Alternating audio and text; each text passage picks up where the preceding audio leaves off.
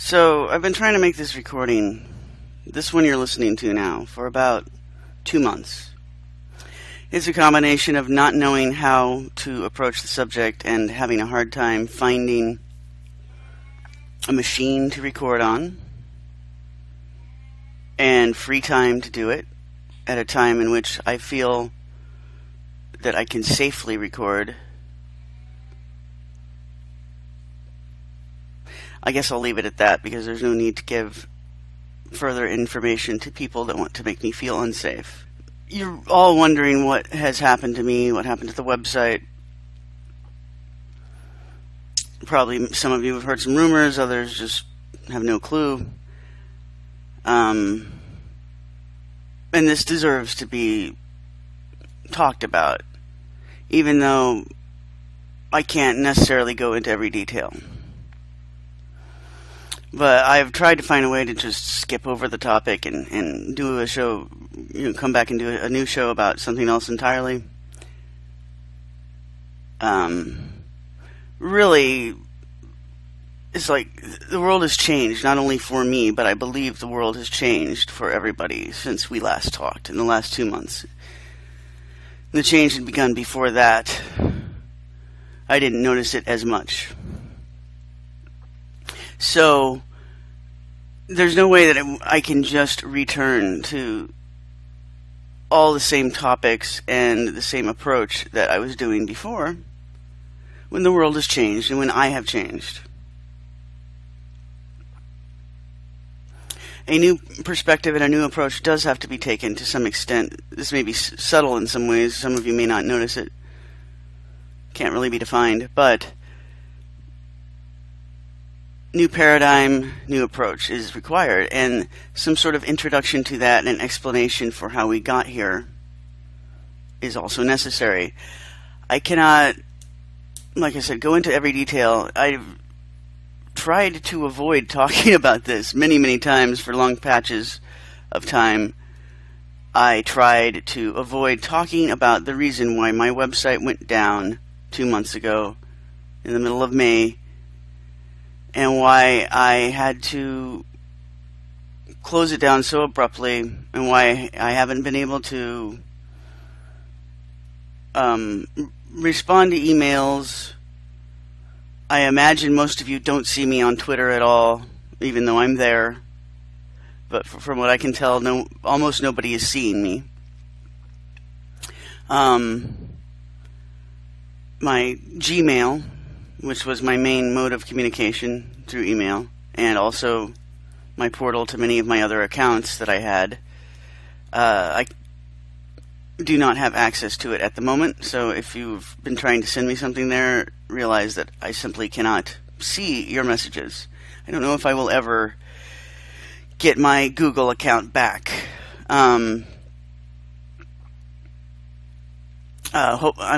It'd be nice, maybe there's some way that we can, I've tried on my own, so if there are some genuine friends and fans out there who would like to help spread the word about that I've been shut out of my own Google account with disastrous financial implications and personal implications. I had a lot of personal friends and family contacts in there. It's going to be hard to find them. I can, but it's like all these things are happening to me all at once, and my time is limited in what I can do every day to try to deal with them. So if I could just get my Google account back, that'd be awesome. Now, as to what is going on, let's see. How can I say this? It wasn't just many of my accounts, personal and business related online accounts, that got hacked or compromised potentially. It was and has been, it continues to this day, my experience of the internet itself that has been hacked. Now, I have not tried all the possible experiments of how to get out of what I'm calling now an info prison. where it seems like my profile as an internet user, which is of course shared through information gathered by cookies, other apps and programs that are attached to you and follow you as you visit various popular websites on the internet. And also that includes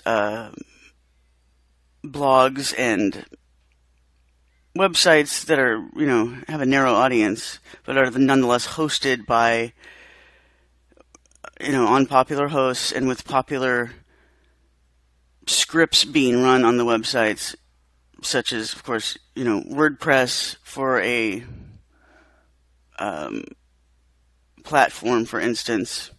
And each one of these websites is also running popular scripts to process their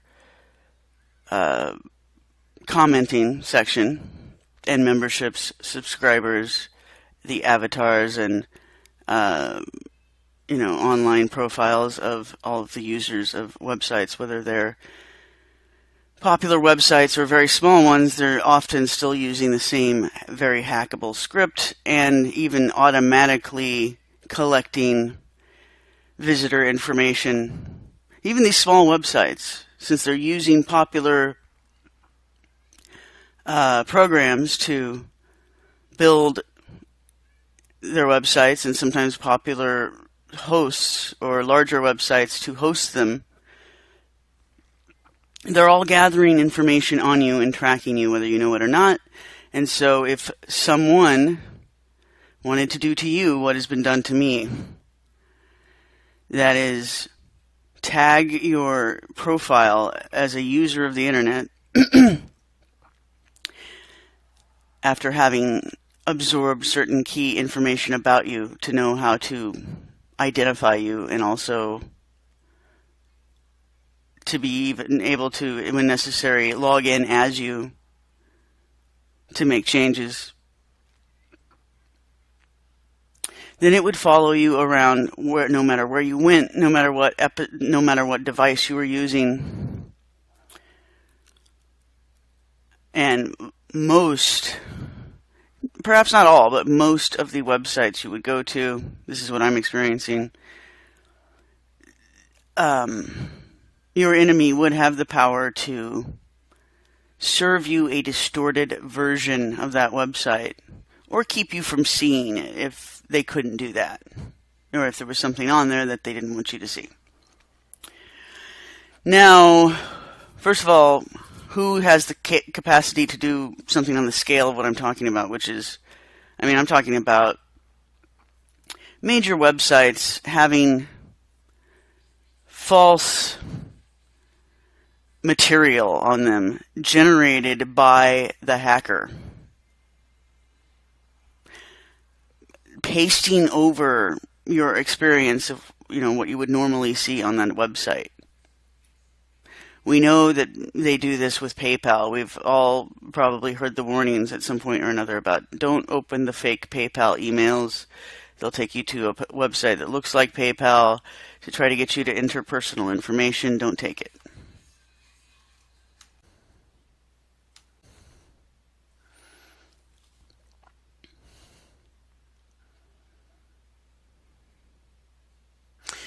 So what I'm talking about is something where not only could PayPal be pasted over, but, all the daily newspapers, Drudge Report, all your favorite blogs, and YouTube, Facebook, all of your friends' profiles changed to something slightly different than what it was before. Entire YouTube videos, for one thing, being auto-suggested to you that don't make any sense given your general profile and preferences of use. And then the content of videos themselves, when you do click on things that are suggested to you, being something directed specifically to you and not just to You know, not the normal content produced by the user. So what I'm saying is you could be subscribed to some of your favorite channels, and if you were experiencing what I've been experiencing, you might get an altered version of some of your favorite channels' videos. This is beyond the shadow banning that's already happening, where you're not seeing a lot of the videos that the channels you're subscribed to on YouTube are producing. This has been going on for months, if not years now, the shadow banning, where certain videos, they just sort of make them either totally invisible, which they admit they can do and do sometimes, where you have to actually have the URL and go there specifically, type it in the top of your browser in order to find the video. Even that might fail. I've seen examples of that. All of a sudden you get a internal server error message and you can't watch the video at the time that you wanted to. They're hoping you forget about it later, or maybe they're looking for some excuse to take it down.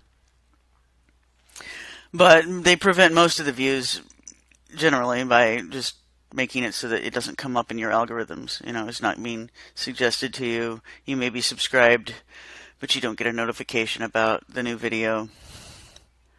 Sometimes they even unsubscribe you, and I've described to my friends on Facebook a couple months ago, back when I was on Facebook, that I was even being subscribed to channels that I had never subscribed to. And some of them quite odd. So these are the sorts of things that had already been going on, and then, you know, what I'm experiencing now is quite often total takeover of internet experience with fake content, and some of it video content. And this is really the point at which I lose some people and directly get accusations of being, you know, paranoid schizophrenic. And I can understand that this sounds like a hallucination to others. I can understand that, you know, if I had said this 10, 15 years ago, you would have said that. I can't understand at this point, when the technology exists to do this very easily, why people insist on denying the validity of what I'm saying, or at least the possible validity of what I'm saying. But what I have experienced, what's being served to me by a very malicious group of hackers who have targeted me, is that they've been able to hijack the cameras and microphones on every device that I have.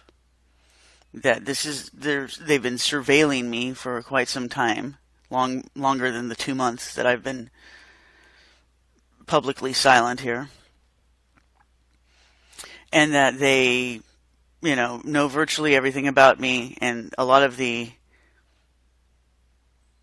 content that I'm being presented with, the fake content, is sort of meant to tease me or bully me about aspects of my life. And you could even, it doesn't even have to be anything especially bad or something that a person should be ashamed of. It's just like, what if there was someone, following you around with a camera and you didn't even know it, right? The worst reality show, a candid camera reality show, where with a hidden camera, you don't even know there's a camera following you, and like every,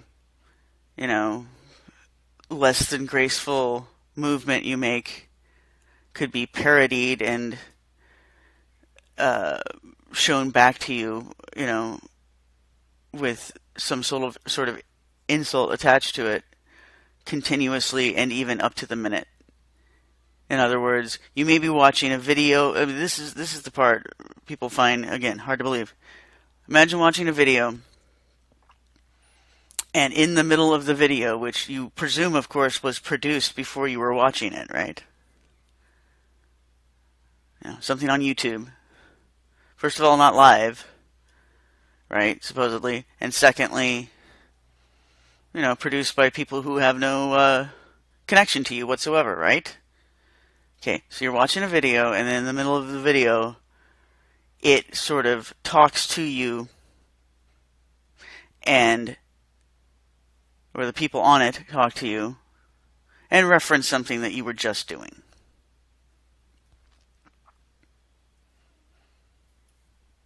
In a way that's so personal and so specific that there's no way you could deny that's what it was.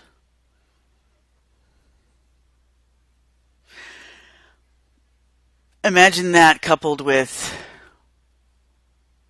horrible threats coming from the people giving you these messages in fake content all over the place, threatening you with every imaginable fear, including the worst, happening to you and family members. To the point where not only is it things that you might say out loud to yourself or others or write that is being used as fodder to inflame your fears and your imagination of what could happen to you, what they might do to you. But imagine that they could even read your mind and torture you with your own thoughts, even if you hadn't expressed them yet. Does this all sound like science fiction? I know I've seen scenes where the TV is basically, something haunted in the TV, or a haunted TV channel or something like that kind of comes out or, starts directly talking to the person watching it. There's horror movies where I've seen this happen, caused by a demonic entity. And then I think there was something called, cheesy movie called Ghost in the Machine, early 90s, where it was a computer game that was, coming out of the computer to haunt the teenager who was addicted to it. And then there's so many horror movies where people kind of get sucked into the TV or the movie or the computer, the video game, the internet. And I see that theme coming around again here, and the reason why is because that's kind of what they are trying to do to us, but I'll get to that in a minute. Because basically, folks, what I'm experiencing here is not just happening to me, it's just that, for one thing, I am being specifically targeted as a particular victim. And also, I'm noticing it. And a lot of people will presume this is happening to me because of controversial videos that I put out and took down shortly afterwards, right around the time that I went offline, right before. Well, that does seem to have triggered the overt death threats and other threats of every kind of imaginable harm being done to me, and all the threats being posited by people that seem, at least this is their bluff, the brazen attitude that we can do anything to you and get away with it. Of course, the implication being that we are somehow, not only a criminal syndicate, but that we have influence in every agency of government that might potentially come to your aid. There's no place to run and hide. There's no one to turn to.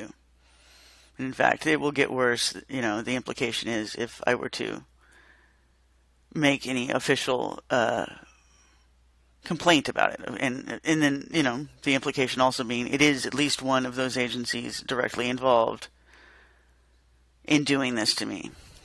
Which, of course, gives one a hopeless feeling if you choose to believe it.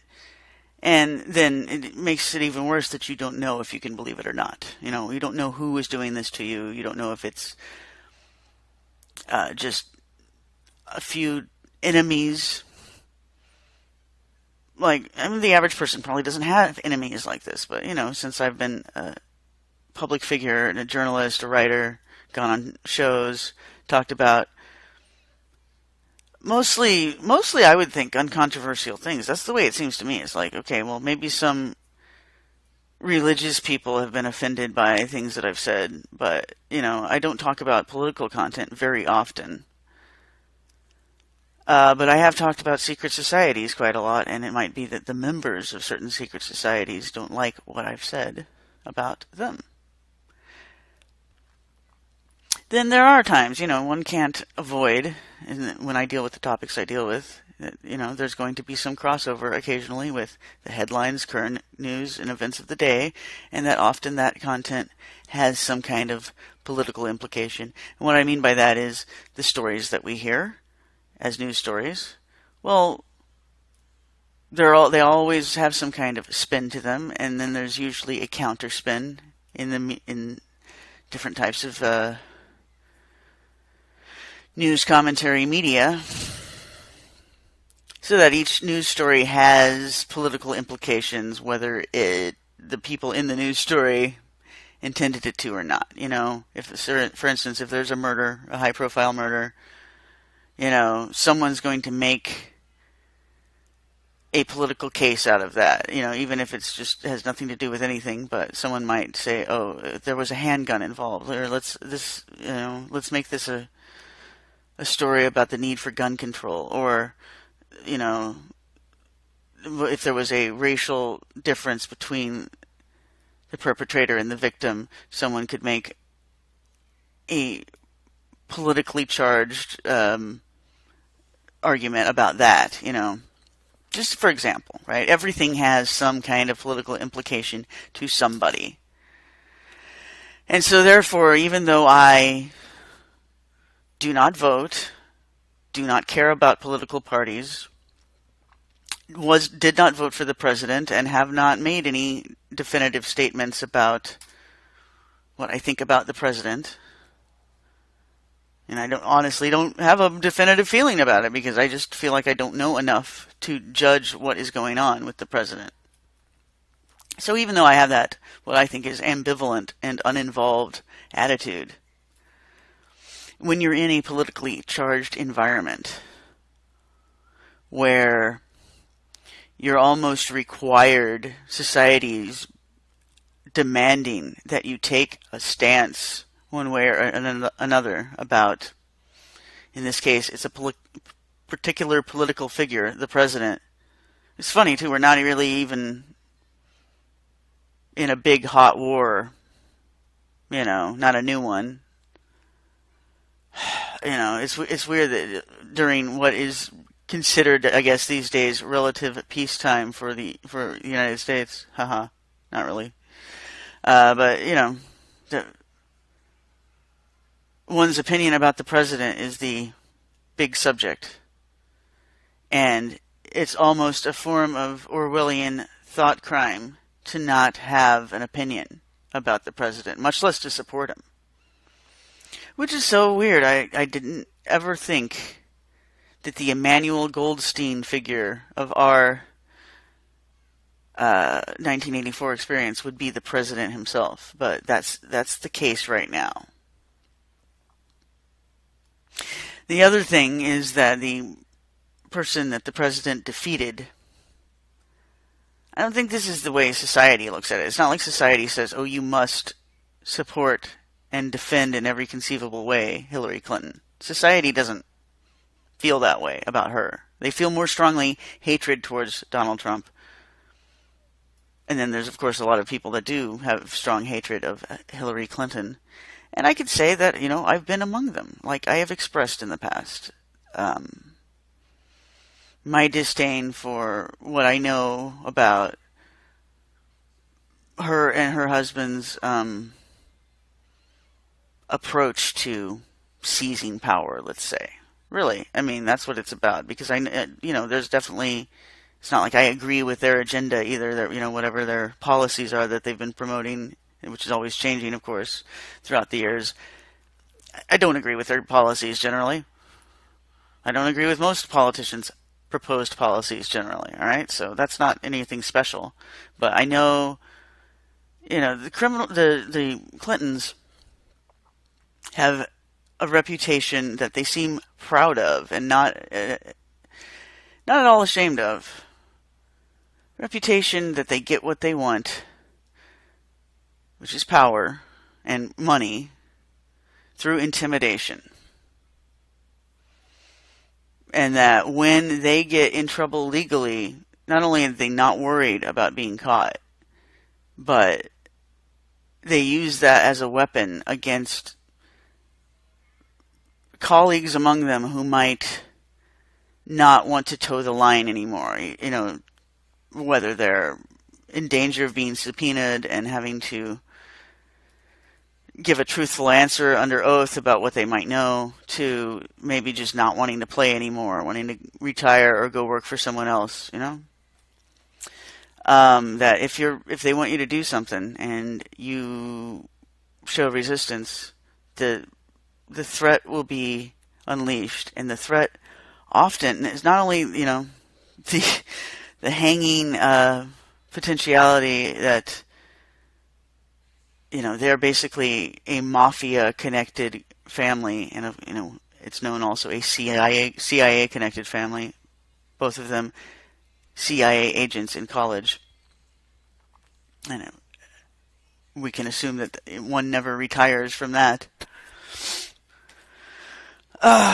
So anyway, there's that. You know, just the, you know, we could just kill you threat, and then the fact that we could also implicate you in anything that we might do.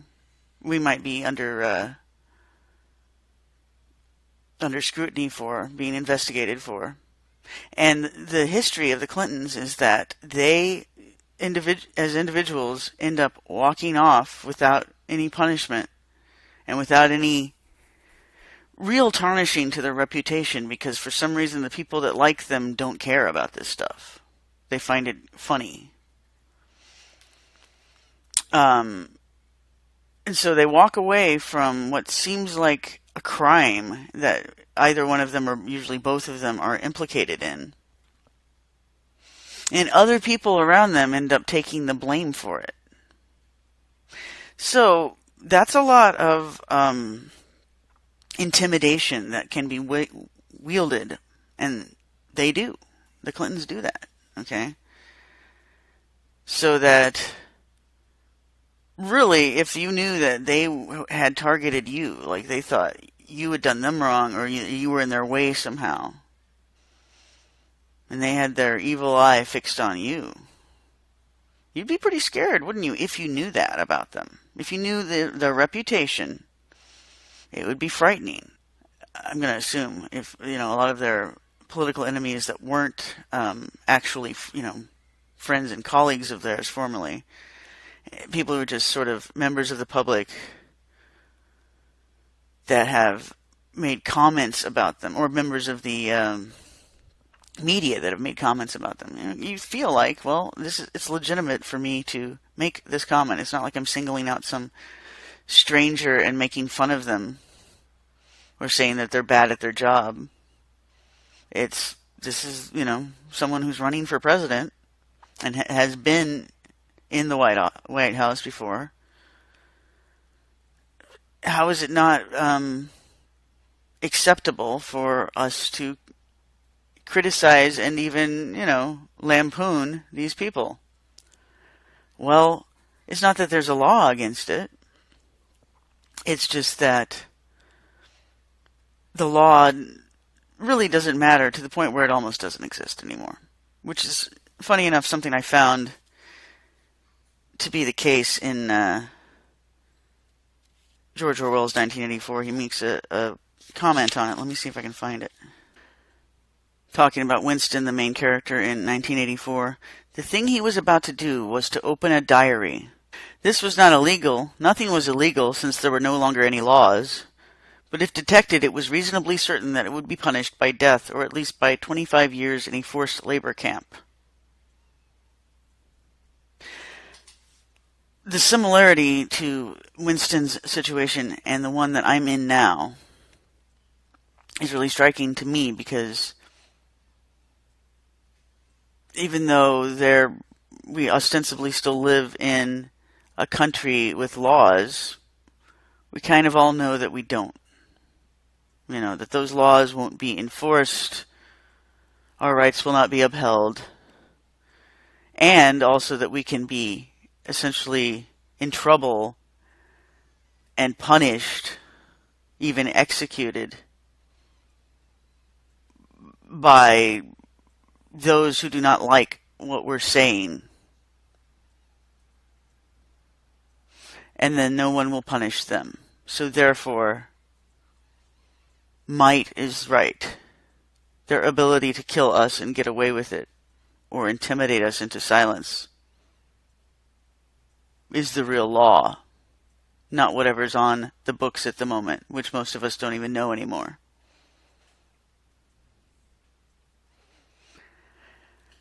And just as the authority in Winston's world is called the party, and I guess they're overtly the government in that story, but a government without laws, which to us historically should be a foreign concept. It's becoming more normal that entities assume authority under color of law. They do not have real law to back up their right to tell you what to do or to take something away from you, including your property, your life, or your freedom. But they do it anyway, and they get away with it. Color of law.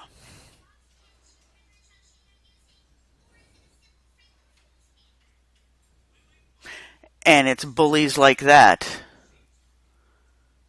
with the tacit approval of other government agencies, that are the ones bullying people into silence and making it so that everybody's nervous and afraid to express their own opinion, to even acknowledge the validity of known facts. And in some cases, a lot of cases, if you're at work, if you're in public and you don't feel like you can, not only can you not speak your mind, but you even have to feign what is the popular opinion and reaction, so that if anything happens in public where you're supposed to give a politically tinged reaction, you force yourself to do it, just like the people in 1984 have to force themselves to do the 2 minutes hate. So basically, I'm the victim of a major psyop, it seems to me. Now, to the extent government agencies are involved, I don't know. To the extent that large tech companies, some of which have been critical of lately, might be involved. Unknown exactly. The idea that we're really dealing with a cabal of hackers, perhaps motivated personally because of membership in certain mystical societies that I may have been writing about over the past years and analyzing their mysteries. Maybe these people don't appreciate what I've said, and maybe some of them work for the tech companies that we all are forced to do business with if we do anything on the internet, and we all do, you know. So any of those people, members of those groups, could very well work for these tech companies and perhaps also government agencies, and also something I consider highly likely, some of these universities where technological innovation is being pushed forward, where experimental techniques such as the recent creation of a psychopath artificial intelligence named Norman, after the Psycho killer in the Psycho movie, which was created by MIT a few weeks ago. Well, I had already theorized that maybe what I'm encountering here is a AI-driven harassment, and I thought about specifically MIT, which is of course known to have a lot of connections with intelligence and Wouldn't surprise me at all if a lot of the members of the orders and mystical groups that I've talked about, perhaps sometimes critically, but mostly just analysis of their mysteries, rituals, literature. But, sometimes they don't like people who aren't members doing that. I really suspect that's what a lot of this has to do with.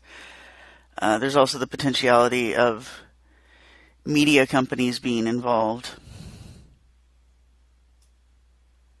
And people I know and considered friends. But the truth is I know a little bit about the media, and for one thing, how it's changing. As I've discussed on previous shows, a lot less concern for the consumer and what they want these days. For one thing, consumers are shifting into video games, it seems. And the internet is becoming like sort of a menu of TV and video games, and not so much exchange of information as it used to be. Definitely not free exchange of information. That's not possible anymore. As I'm experiencing, and I believe all of you are too. You just maybe haven't fully accepted how hopeless the situation is yet in regards to trying to use everything we've considered the normal internet for years to communicate. You basically can't anymore. But you may feel like you are. See, here's the problem. The problem is you can't tell if you're receiving a real communication. And what do I mean by that? Anything, everything. If you look at a web page, even if it's a article published by a mainstream newspaper, not only can you not tell if the content of that news article is true, whether the author has deliberately or indeliberately offered incorrect information, but you also can't even tell if it's really what that newspaper published in the first place, because as I've experienced, it's possible and easy to paste over that article with a fake version or another article altogether, or to make it appear that that article has disappeared.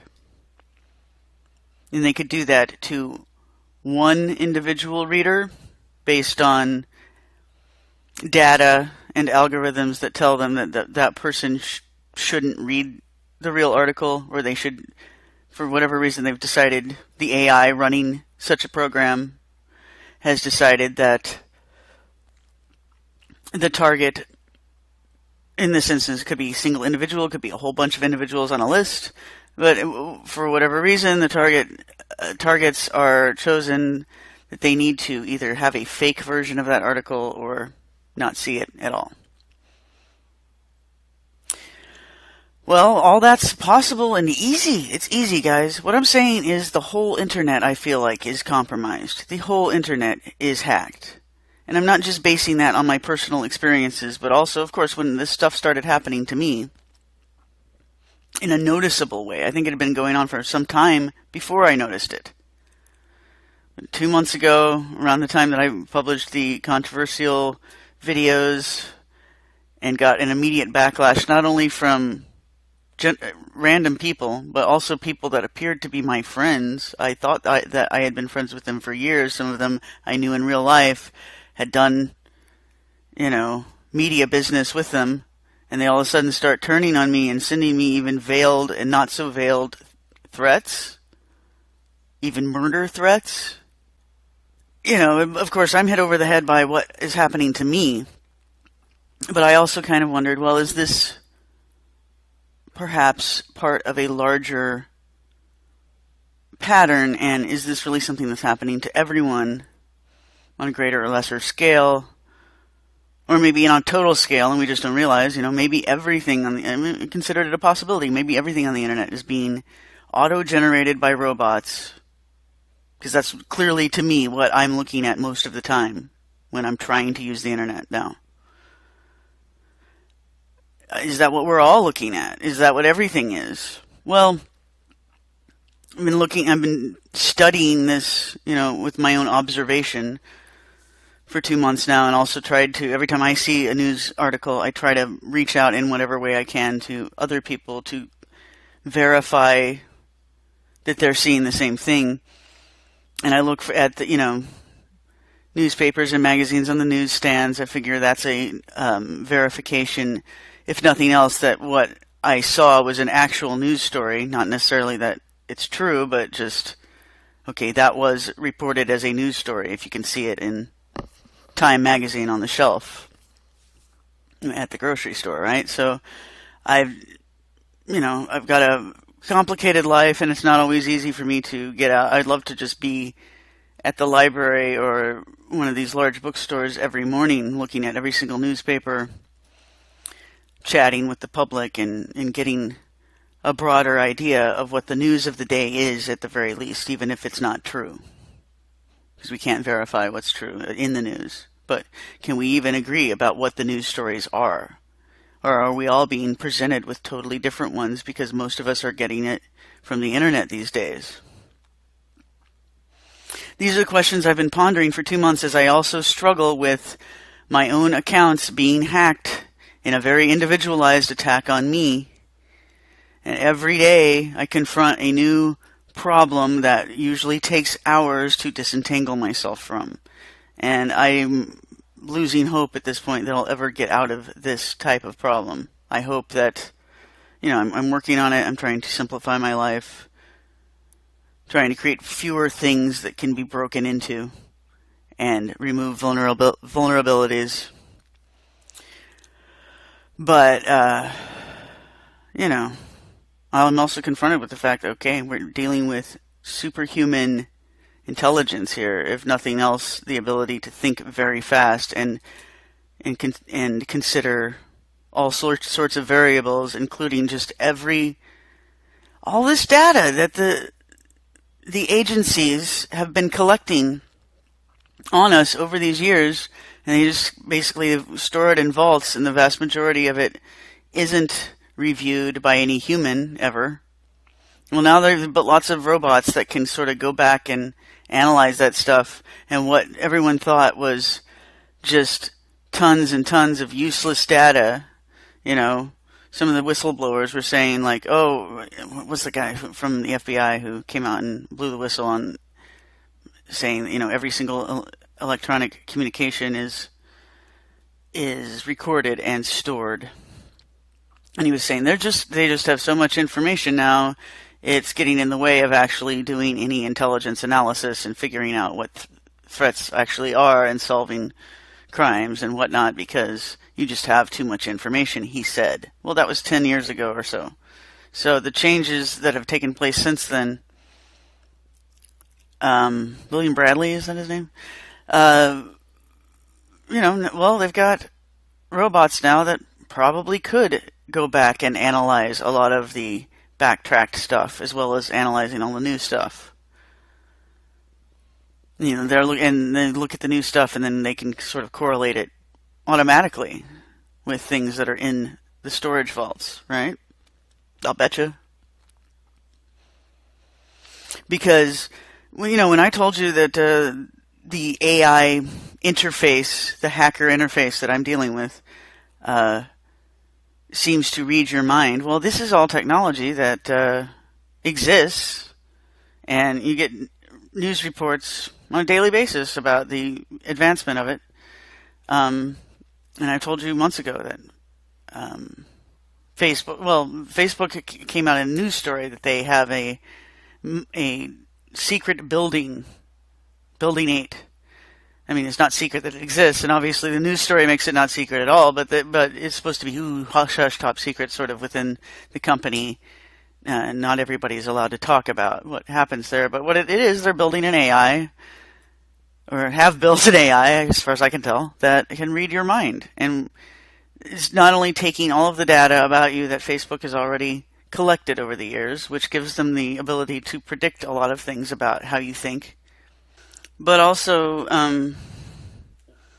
recent technology news articles have come out regarding mind-reading research that a AI computer system can look into your eyes simply through a camera lens and get a picture in real time, a moving image too, not just a still picture, a moving image in real time, a little movie of what you were thinking about.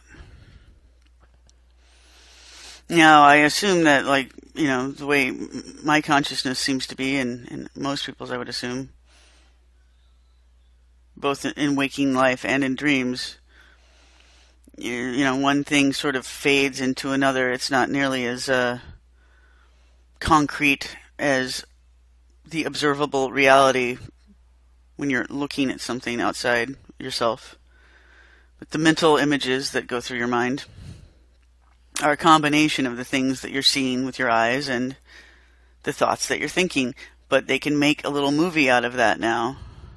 I don't know how exactly accurate it is, but I think it seems to be accurate enough from what I can tell, because I'm pretty sure I'm experiencing it. That, okay, yeah, now Facebook could read your mind, and any other company or agency or other group, criminal, government, or otherwise, that can hijack or already has permission because of an app you loaded, like Facebook, and get access to the cameras that are in your smartphones, the cameras that are in your computer's screens. Of course, we all have, at this point, most of us have a little camera on the top of our computer screen, a webcam, usually embedded in the product for doing Skype and for making videos and whatever else you might do. And you think that if you unplug the external webcam or cover up with a piece of tape the camera that's embedded into your screen, then at least that you're cutting off the visual. I don't know if you've thought yet about the microphones that are in both your phone and computers and working at all times, even if you have the programs shut down, still collecting, and even if you're not connected to the internet, like right now I'm not, but I'm sure everything that I'm saying around the computer at all times is being logged somewhere. And as soon as I connect it to the internet again, that report of all that data will go somewhere. Right? Then the government agencies, several of them, are doing this and got somewhat legal permission. We got laws changed to allow themselves to do this. And then others, they just go ahead and do it and don't ask for permission. They're waiting to be forced to stop.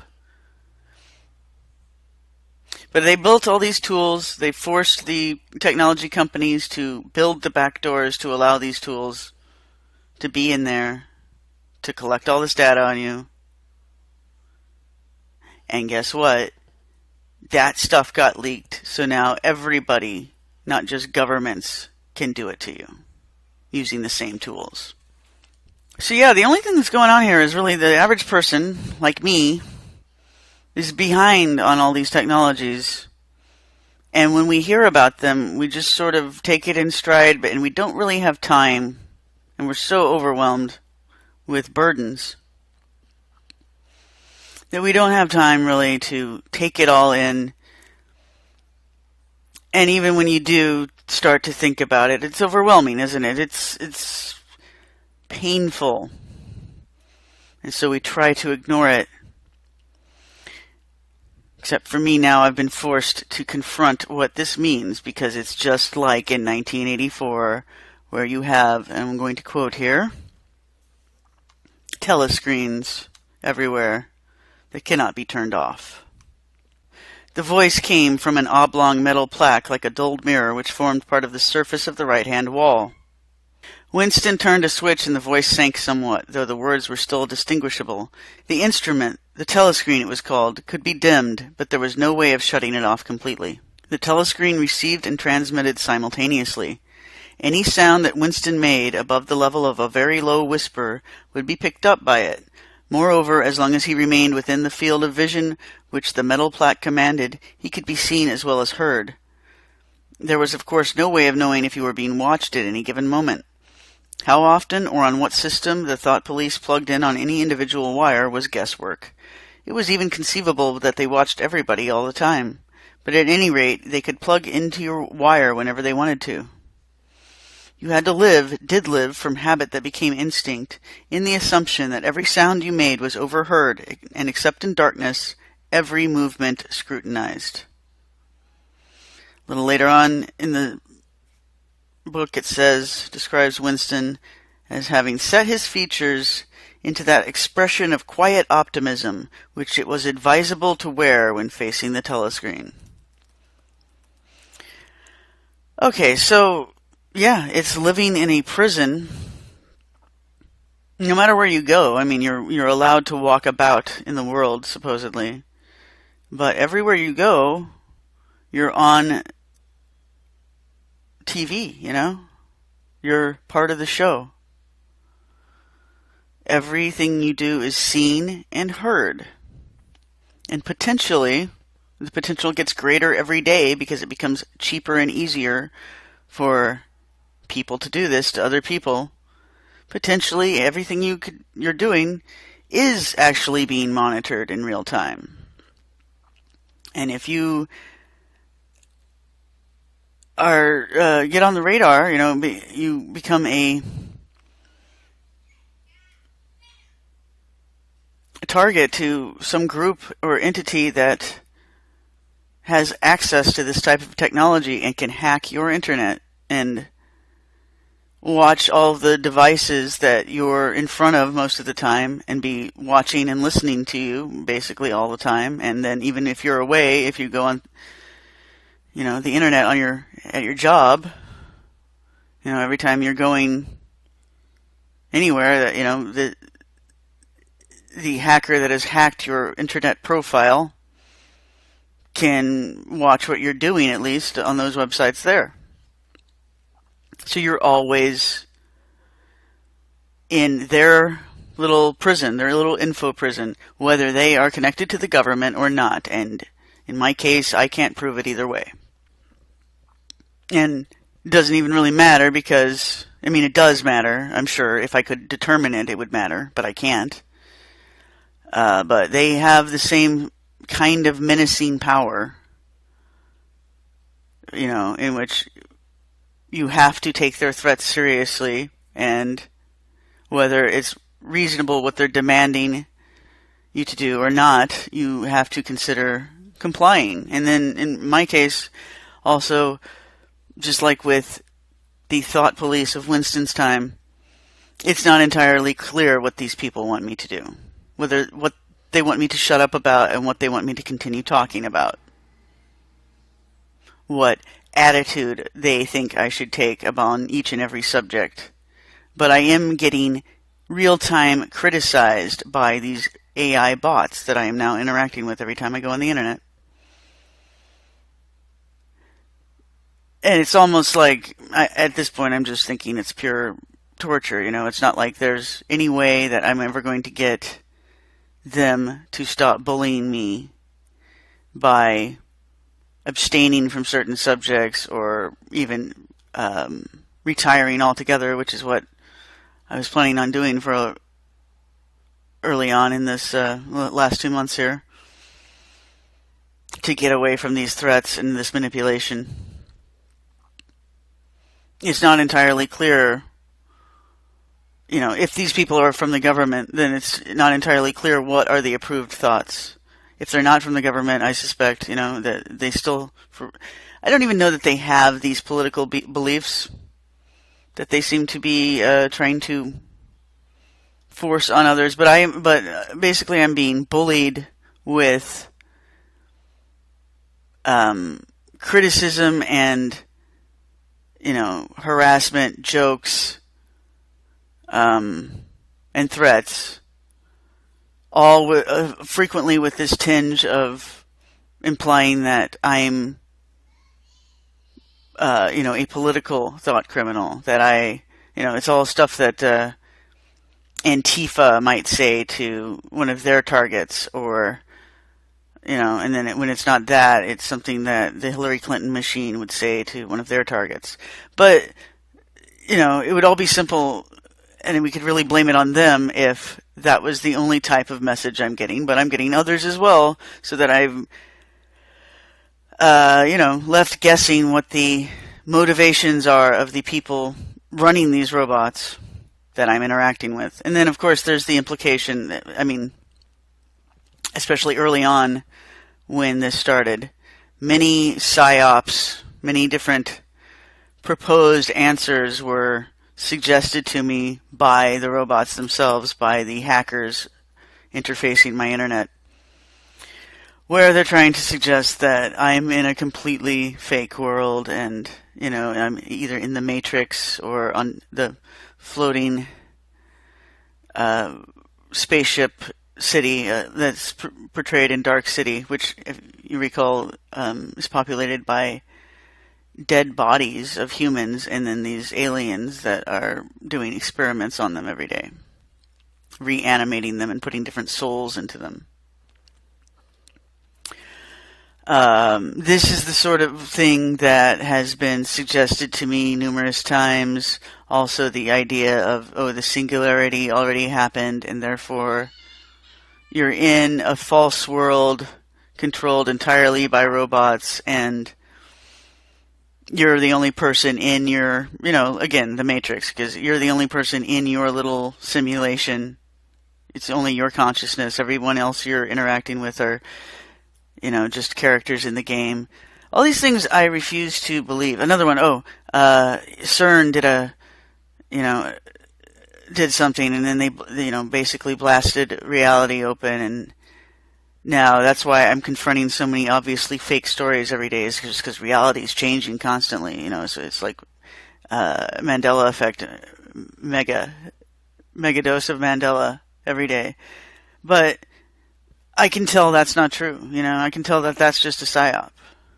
Okay. But it is the type of psyop that I think they're probably planning on perpetrating on everybody, and they're working their way up to it now. Okay. The idea that your reality is just utterly malleable, and then you'll wonder, is it because of some experiment they did at CERN, and it's very heavy-handed. My hackers tried to impress upon me that, there's some kind of demon that was released from hell and put into a AI bot system, and so we're really in like the 1,000 years of the Antichrist reign, and we're under the control of this demon AI right now. There were videos being served to people. I'm pretty sure other people besides me had these videos suggested to them. In my case, I actually had someone who turned out to be a troll, pretending to be from the Clinton campaign, funny enough, shoving this link under my nose under the form of fan mail. And it was something having to do with Fifth Avenue, who is kind of part of the QAnon universe, an alleged leaker of information. And it was, it was trying to say that, there's this Mark of the Beast system that's being run through this one building in New York, and they're going to somehow all get us into some digital reality after we all take the Mark of the Beast. And this video was called "Are You Ready to See Wonderland?" put out by a YouTuber called Unirock. Now, and I've watched a few of his videos before, I'm highly suspicious that much of the YouTube content I've looked at and even been sharing with you guys, my audience, over the last, say, 2 years, is generated by these type of bots. And I think that this is all something that they've been working on for some time, whoever they are. I don't know. But it seems to be with complicity, really, from Google, or they're just, maybe these people, there's a large number of them working at Google, and they're able to do this under the noses of other higher-ups, but basically, it seems like they're using the facilities of Google. I could be wrong. Look, I don't know. And maybe it's easy to create bots that can make internet accounts and just, flood Google with these bot-created channels, and maybe Google really is powerless to police all of it and catch what's fake and what isn't. But at any rate, it's happening on a grand scale. And I highly suspect that, like I said, a lot of the content that I've found that seems to have corroborated some of my wilder theories about geoengineering and strange anomalies with the sun and a whole host of subjects. I mean, everything that I've looked at for the last couple of years, I would say, I feel like as a journalist I need to rethink, reconsider, and scrutinize, because, you can't be sure. The only one thing I'm sure of is that a lot of the accounts that I'm looking at now are bots, bot-created, and when I look back at some of the channels I was enjoying just a few months ago, and I remember thinking, like, wow, there's so many YouTubers that I've never heard of before that all of a sudden are really popular. I wonder how I ignored this stuff, and what I would have thought is years leading up to them, building their popularity over time. Instead, I don't know, they just seem to appear on the scene, at least, from my perspective. All of a sudden they're popular, they already have a following and a back history, but even the bots themselves will sometimes, or the characters I suspect are bots, make reference to that, they only started a year and a half ago or something, or usually around the election. So, I guess what my point is that I suspected these channels were sort of shill channels before. Now I'm realizing that the channels could be entirely bots. In other words, even the character that's sitting there in front of the camera talking to you, analyzing things for you, could be a bot, because we know that AIs now can generate videos. They can create, they are characters, right? They're like robot characters, intelligent characters in a computer program, and that they can replicate themselves and create variations of themselves, and then they can work on a team together, and they can generate, for one thing, what looks like a physical body. They have a voice that sounds like a human voice, and CGI an entire environment, whether it be a room or an outdoor environment, for them to play in and do a show. And they can auto-generate a show that would take humans, a crew of humans, a day, a week, a month, or more to produce, with thousands of hours of work, hundreds or thousands, They could do all that essentially instantly. There have been news stories about this very thing being tested out in universities and with government contractors, military contractors. And we've been hearing warnings from people on the news that, hey, there's quite possibly fake videos that are going to come out of supposedly news events, but that they never happened, and that it could literally just be all generated in a computer.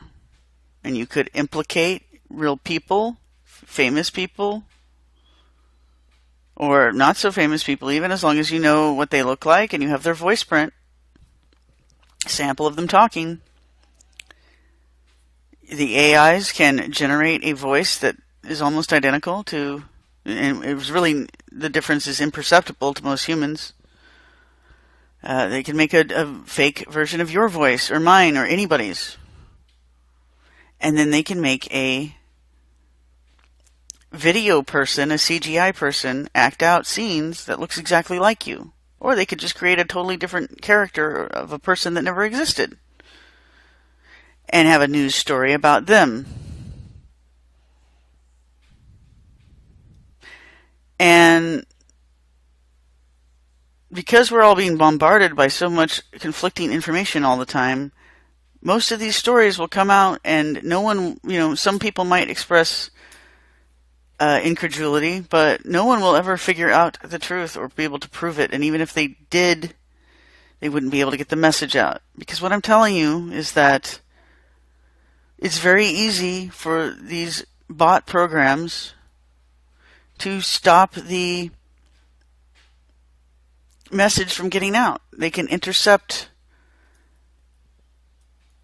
an email or a post, either make it so nobody sees it or change it.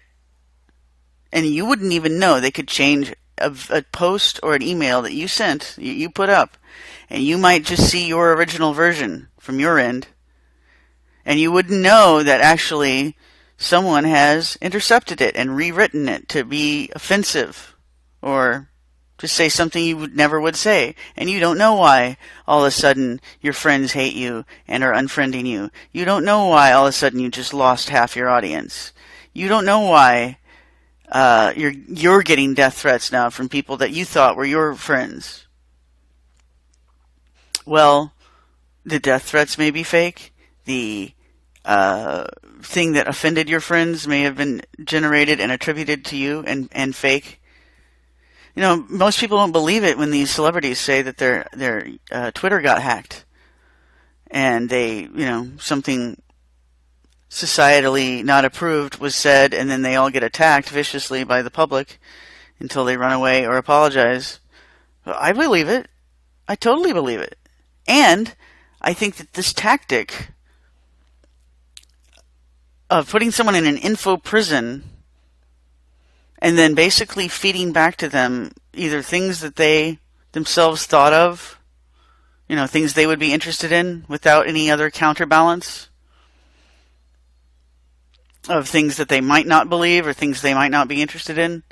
This is what the algorithms already do to us on Google and Twitter and Facebook.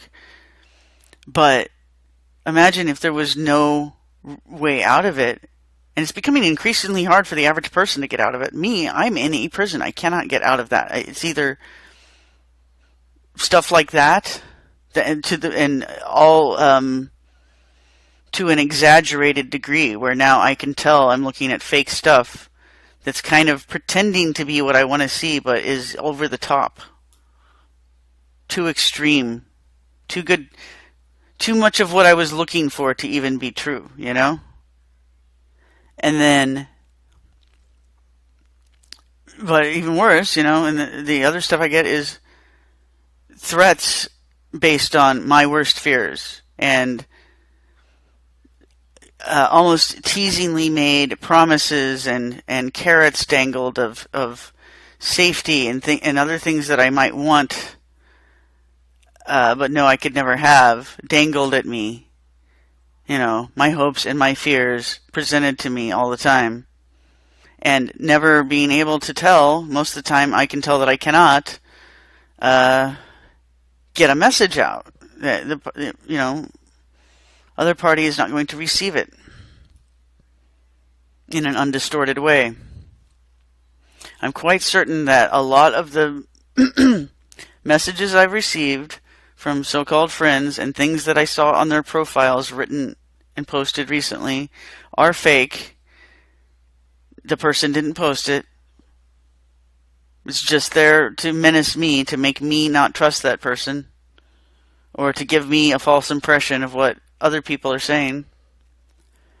And I'm fairly certain that I'm not the only one experiencing this, because I hear about people all the time getting hacked and then, or their friends all turn on them all at once, and they wonder why everybody hates them.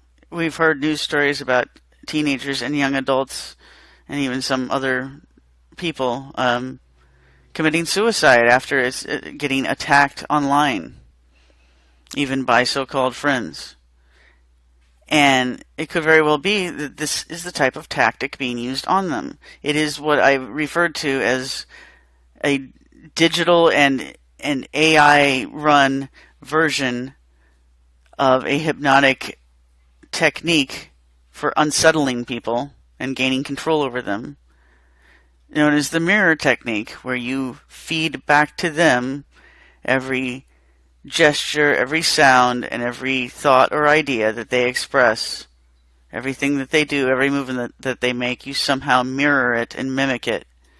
And you can do this subtly, in a way that disarms people, because it feeds into their narcissistic need to see their own ideas expressed. You know, most people have a hard time even receiving new information because they really only want to get and are comfortable receiving confirmation of their existing knowledge base or belief system. And most people generally have a hard time hearing anything outside of that. But we all do, you know, we usually do absorb a little bit every day, right? You learn something new every day. One new thing, at least, crashes through your thick-headedness every day, right? And if you weren't so thick-headed, it would probably be dozens or hundreds of things every day. But with this technique, the little bit of us that does desire to receive new information and to edify and to become enlightened,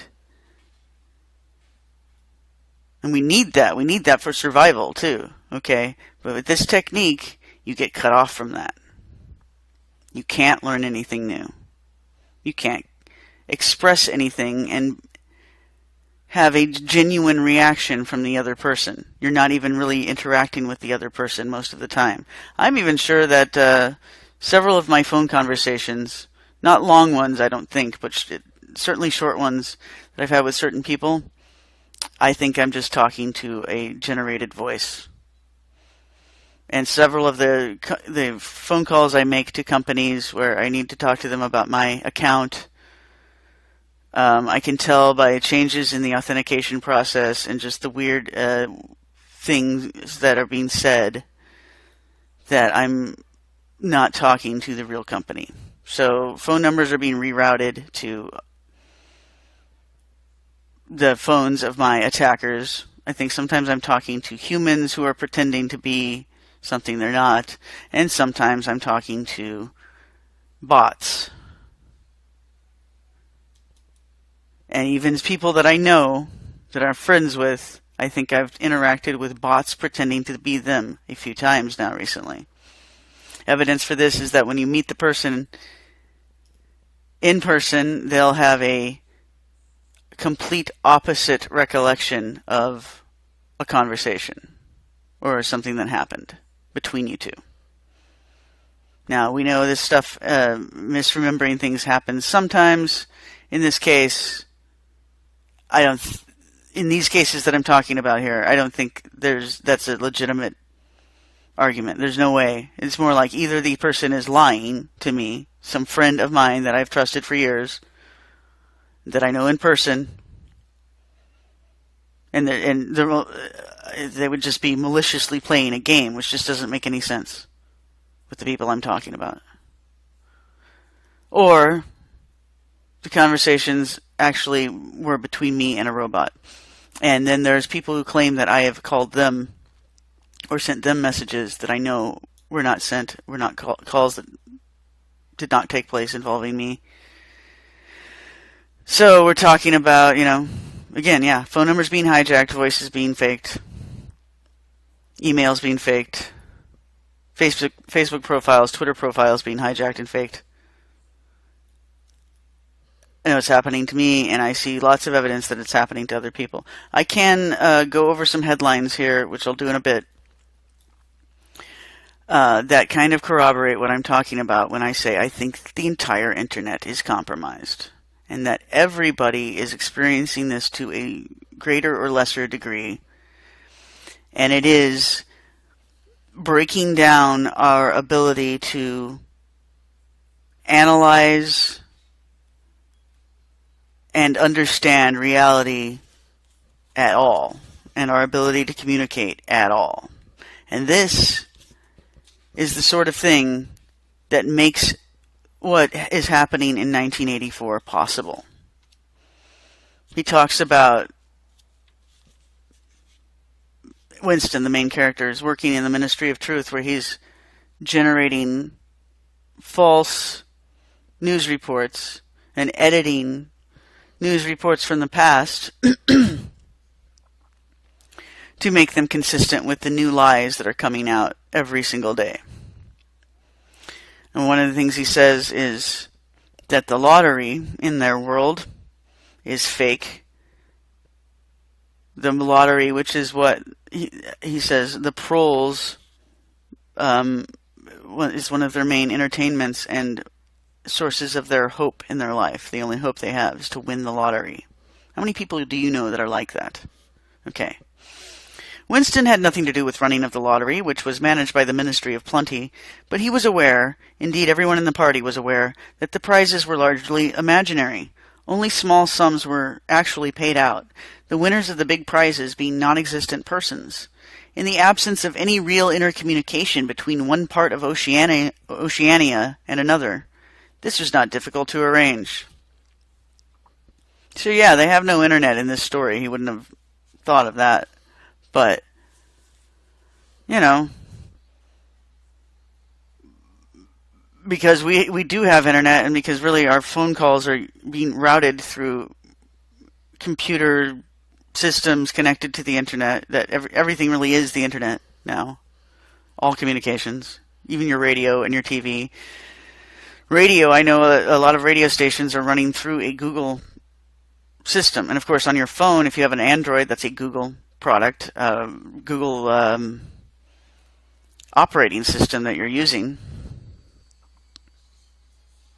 Which is why my smartphone became useless when I was locked out of my Google account. Useless. This ultra expensive machine that not only costs a lot to buy, but it costs a lot to buy the service to use it every month, became useless when Google decided to turn a cold shoulder to me and shut me out of my own account.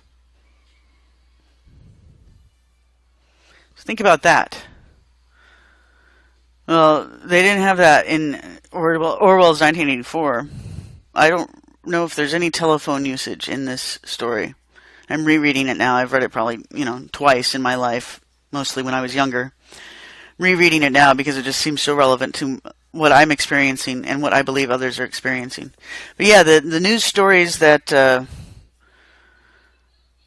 I've been collecting over the last 2 months are all instances of the internet and other communications being compromised, and also being, it seems, used to turn people against one another and to make them distrust or be angry at their own friends, which is something that I think we've all noticed over the last couple of years, especially this last election period, where social media that seemed to have brought people together, where you were actually hanging out every day with not only your family, but also friends from real life, and on top of that, people you didn't know who you seemed to share interests with, right? And all of these people sometimes go together on your Facebook page and get to talk to each other. And it's a way, it seemed like at the time, for me, that's the way I ran my Facebook page. I would let my friends, family, fans, and other people that I met that, we clicked or had shared interests for some reason. All of those people were on my Facebook, and we would all talk to each other about all sorts of things, whether it, be personal stuff or politics or music or just everything. I thought it was fun to mix all these people up because, it shows you all the different sides of your friends and family that you thought you knew. And you all get to know each other more deeply and have a broader understanding of humanity that way. And I thought for years it was like, wow, everybody's getting along. Everybody's exchanging ideas and learning from one another and becoming less prejudiced because we're having a real experience of people all over the world from different cultures, from different subcultures, from different political points of view and different religions. And that's the way the internet seemed for me for a long time, and I loved it. And I imagine a lot of you felt the same way, right? Where it's so easy to exchange information, we thought. And then something happened a couple years ago, and it feels to me like it was all planned. Like, first they get you hooked on the product, and you get used to interacting with everyone through Facebook. You forget their email address, or you never receive the updated version of the new one. You forget their phone number. You never even ask for the phone number because it's a new friend, and all you do is say, oh, look me up on Facebook. And you never end up having their phone number or any other way of contacting them. And then what happens, before anything, probably the algorithms start cutting you off from your friends. They choose to only show you certain things, and you forget about other people on your list. A lot of you too, or if you're like me, you will have collected hundreds of friends on these, social media platforms. So that, it's hard to remember everybody that was on that list. And even some of the more important ones, the ones you liked a lot or actually knew in real life, what you would consider the important ones, the real friends, sometimes you lose track of them. You forget about them because the algorithms keep shoving other people in your face. Right? And then if you have something happen like happened to me where I was there was no way that I could have continued my Facebook another minute with the types of threats I was receiving and the stuff I was seeing. It had become useless to me and a threat in my life, and I had to delete it permanently. If that happened to you, and it has happened to a lot of people, maybe not the exact same thing, but they just get disgusted with arguments happening with their friends, and then they have to delete their Facebook because of all the stress that it causes them. For the last 2 years, a lot of it has been political, and it seems to me a lot of it manufactured from the outside through Facebook, through the algorithms they use, and also through Google, the same thing. And Google, by the way, is another company that is open about having mind-reading AI, and long before they admitted it, I told you I could feel it. I could feel Google in my mind, and I could do a Google search in my mind. And Google knew exactly everything that I was thinking and would give me the exact info that I wanted for whatever I was researching at the time, down to the most bizarre detail, the most obscure detail. I think Google Google and Facebook both are products of, I would say they're both companies being run by AIs at this point. Okay, not that there isn't on paper, CEOs, and then there's shareholders, and then there's people in control supposedly, and people in a position of ownership supposedly. But the decisions, I think, are being made by these robots. And I think that it's quite possible there's no human that's really in control anymore. But certainly what I'm saying is these robots are like mega beasts. These AI robots in control of Google and Facebook are these mega beasts that can read everybody's mind and intercept everybody's communication and turn everybody against everybody because they know exactly your psychology and what would offend you, and they could even just pretend that your best friend said that to you. And they start a little fight between you and your best friend in such a way that you'll never reconcile because you can't even figure out what happened. That kind of shit's been going on, to my observation, for all over the place for the past couple of years. And people chalk it up to, oh, Donald Trump is creates an atmosphere of hate. Well, wait a minute. All of that was deliberately contrived and pushed through algorithms to divide people about something that nobody gave a fuck about 2 years ago. You know, you may or may not have seen Donald Trump's shows, like the Boss or whatever the fuck that one was, where he's what was that one where he's hiring and firing people? I never watched it. I didn't give a fuck. And my guess is that only a small percentage of humanity had an opinion about that show, really. Or anything else about Donald Trump. I mean, I only know about him because I grew up in the 80s, so I mean, really, he's been a celebrity my whole life. But I can imagine a younger person, they wouldn't know anything about him. Certainly not enough to have an opinion, really. Okay, so, and as far as him in politics, he never seemed like the most extreme right-winger ever, and it's just, I mean, we don't need to get into that, but it's just like, to me, it seems so totally contrived. The hatred of him, the fear of him. Not only is it like, wow, I've never seen the state, be so against an individual. And yes, it's weird that he's not a politician and he actually won. And I've never seen the government use its power to turn every human being against someone who won an election like this in my life. But it's also like, it's so extreme that you wonder, is that part of the show too? I mean, everything seems to be a show. So are we, not being forced to play along in the play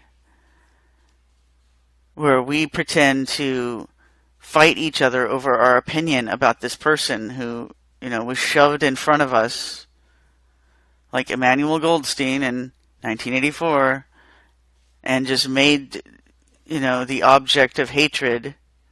Or, there's also people that are on the opposite side where that they kind of fix this fanatical hope and belief on him that he's going to save us, save the republic or the country from something, from the grip of whatever, people think it has fallen into. Most people agree that something is fucked up, that it's not the free and prosperous country it once was. And you could say that about a lot of places in the world, too. And a lot of people think, oh, well, there's conspiracies and cabals that are keeping it going in this direction, the wrong direction, which I don't disagree with. That's what I think too. And so then, some people have been led to believe that, Donald Trump is going to save all that, or save us from all that. And if nothing else, people believe he has that intention. Some people do. And then that causes fanatical love and loyalty because there's no one else like that. There's no one else they can say that about. But the only evidence, really, of Trump being that is all the hatred that's being lobbed against him, the organized hatred and rebellion against him. And then, how what I was just describing, how the establishment has turned on him so totally. So that makes you think, oh, he's anti-establishment. And then, certain psyops, potentially. I don't know if it's a psyop or not, but it's being used as a psyop, and it probably is, okay? The 4chan QAnon stuff, which is really, in a lot of ways, a continuation of the Pizzagate stuff, which is really stuff that came out of the classified emails that Julian Assange had regarding the Clintons. Hillary in particular. So, there's no doubt that the psyop that's being done on all of us to divide us about Donald Trump is connected to the more narrowly constructed psyop that is for the internet reading, news analyzing, nerdy 4chan visiting core of, what are called autists, sort of, what do you call it? Sort of a charming little nickname that they've given themselves, as though they are autistic, as though they have poor social skills and devote an abnormal amount of their time to analyzing minutia, which is, okay, that's an accurate description of the real humans that are on 4chan looking for information. I mean, 4chan's a lot of things. I guess we're probably talking about the politically incorrect board on 4chan. Right. Which is where Pizzagate got going, which is where all the stuff about Vault 7 got going, which is where theories about Donald Trump being a time traveler from the future got going, and where I found theories stating that he was a member of Plus Ultra, a secret society, and I just so happened to have named my website and previous podcasts and other websites that I've done. I also used that term, Plus Ultra. So that to me was funny. I assume that exists in external reality, though, right? Correct me if I'm wrong. I'm assuming that those weren't just posts that were shown only to me. But I don't know. I need more confirmation. But the implication of the stuff I found on 4chan regarding that was that it pertains to the themes of the film Tomorrowland, put out by Disney with George Clooney in it. The stuff about Plus Ultra and Donald Trump, and Donald Trump being the son of a nuclear scientist, or the nephew of a nuclear scientist, and allegedly a time traveler. The idea is that maybe Q is someone from the future. Anyway, this is all stuff on 4chan. Why the future? Well, some of the things hinted at by Q seemed this is all science fiction. I'm not saying any of this is true, but I'm just I was trying to read what are the messages trying to imply. What is the psyop here that they're putting out? The psyop is that there are other lands and higher civilizations, essentially in another dimension, but on the same plane of reality, and probably on the same Earth that we're on. And that's the idea of Tomorrowland, the Plus Ultra, which lies beyond beyond the fourth dimension. And since the fourth dimension's time, I guess one could even consider that there's some time travel involved. In other words, once you travel into this other dimension and into these other lands, you're essentially in the future too. Now, I hadn't taken this stuff very seriously. I wrote a few articles analyzing it thusly, but as far as there's really actually some way of doing time travel and Donald Trump's really from the future. No, I hadn't taken that seriously at all, and I still don't. I see it as a psyop. And now that I'm seeing more evidence of what the broader psyop is that they're trying to bring us into, one of malleable reality and nothing that can be verified, right? So to make you think that there's time travelers coming through and changing things here and there, and that might have some kind of ripple effect on everything else, well, that's part of the psyop, of making you unsure of what's true. It just so happens to happen around the same time that bots are overrunning the internet So that not only can you not tell what's real news, you can't even tell if the message you just got from your friend is real.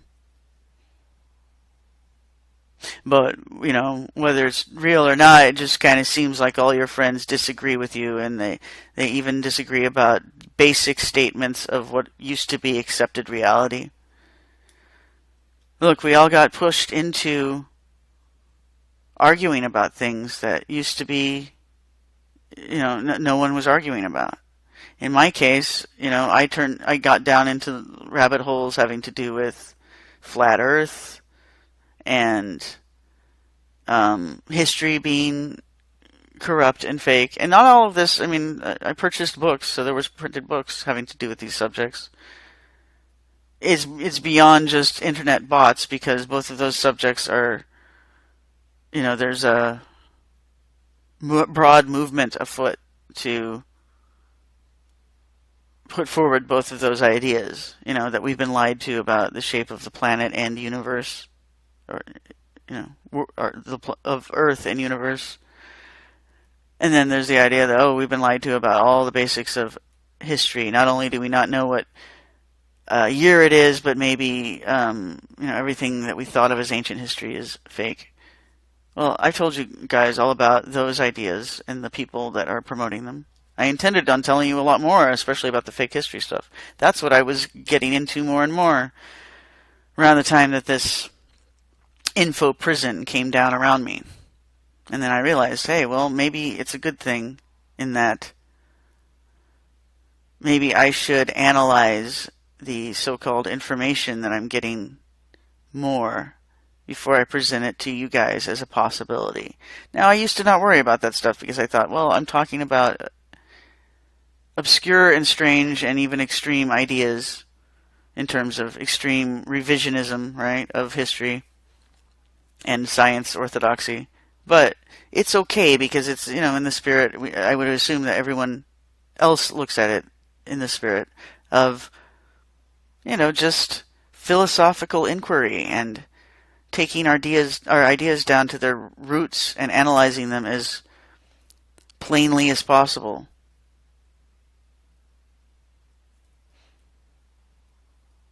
It seemed like a good intellectual exercise. But if I'm just being played to help roll out a psyop, well, I want to be careful about that at the very least.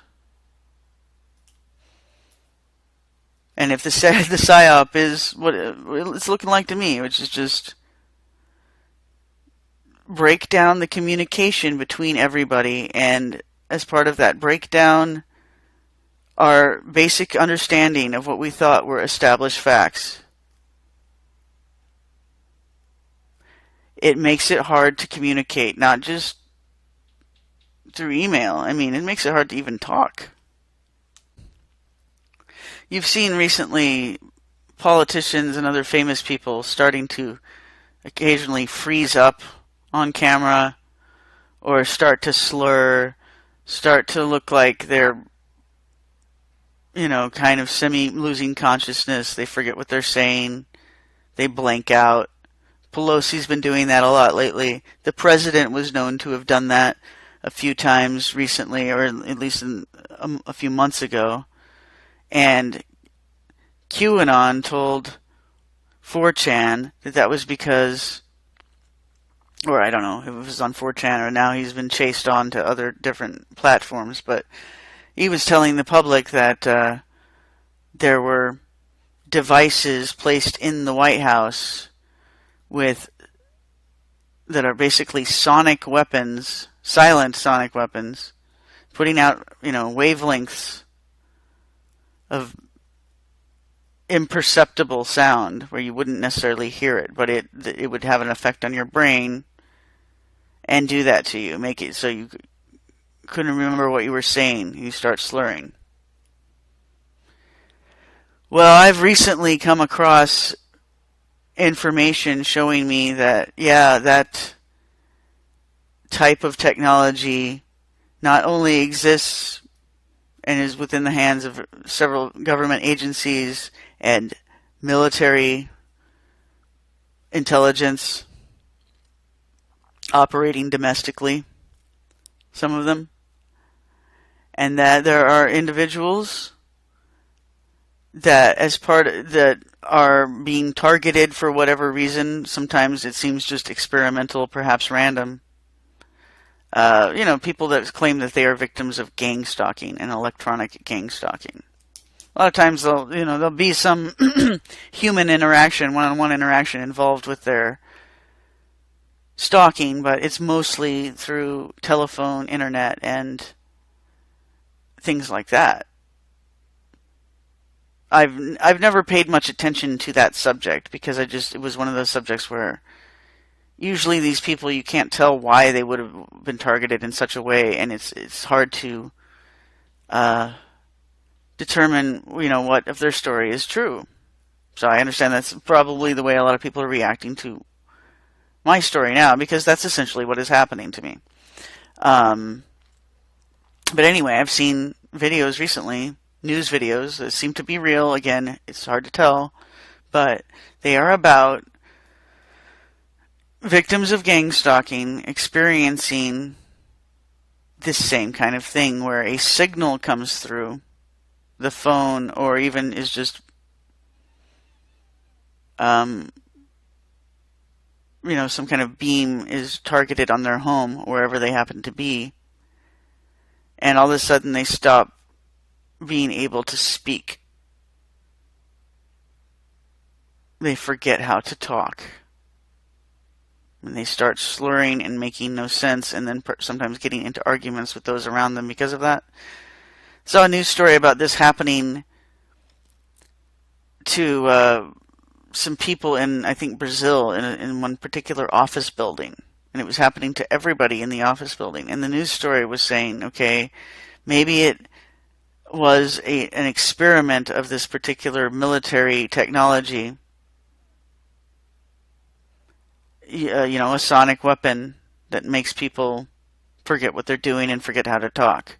But the narrator on this news story was saying, how would this weapon that they know exists be used on everybody in the office building, since it needs to be the beam, in this case, this particular technology, it needs to be beamed directly into their head, and basically your target area is just a few inches, right? So it needs to be a very concentrated beam. And how would you do that to everybody in the office building? Would you have, especially if they're moving around throughout the office building?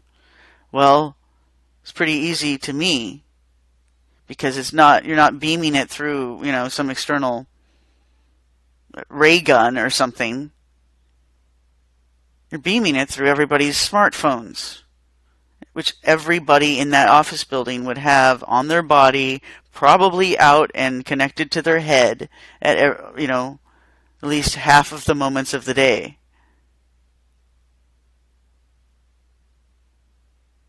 Your smartphone. That's the telescreen. That's the two-way communication system that you never get away from. You can never shut off. And in addition, there's also every computer screen and every smart TV that you pass by.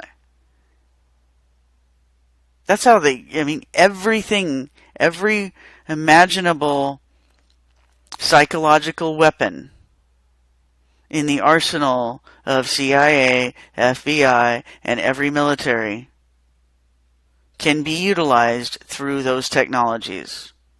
And anyone who wants to target you can watch everything that you do, and even probably access the records of everything you have done, and then target you with specifically designed weapons based on all of that intelligence, attack you through the devices that you use and that are around you.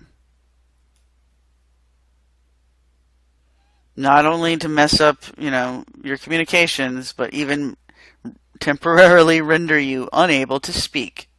So you sound like a babbling idiot, blah, blah, blah. Folks, I've experienced it recently in these last couple of months. It's happened to me and even people that were in the room with me. It's horrible when it happens.